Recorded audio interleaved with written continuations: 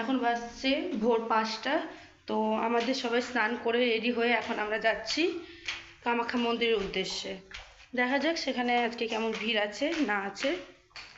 আর এই হচ্ছে বাইরের ভিউটা, এখন পুরোপুরি অন্ধকার, ভোর এখনও শুরু হয়নি হতে।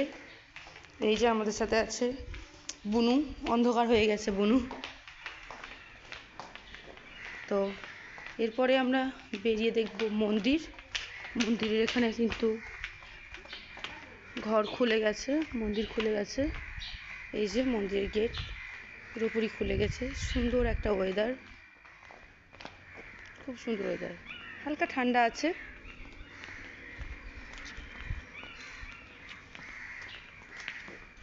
হে বাপিদা, নিকু, কিছু বল।